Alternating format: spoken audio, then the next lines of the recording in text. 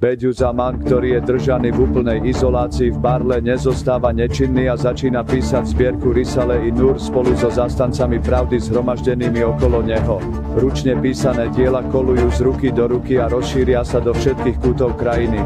Táto situácia však upúta pozornosť Ankary.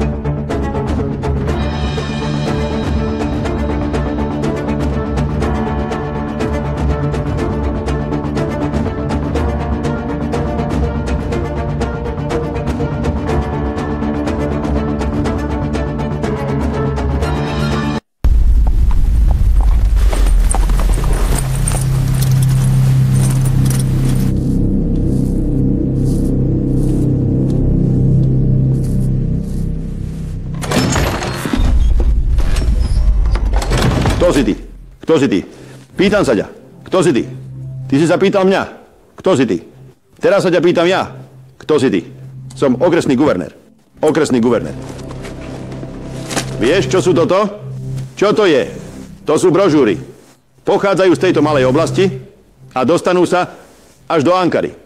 Je to znepokojujúce.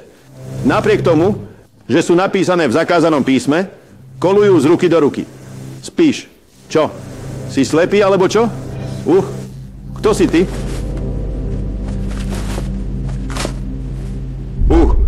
Prepáčte, pane. Ospravedlňujem sa. Čo? Poslali sme sem muža na najodďalejšie miesto, aby sa na neho zabudlo, ale stále ste ho nedokázali umlčať. Ešte ste ho aj viac preslávili.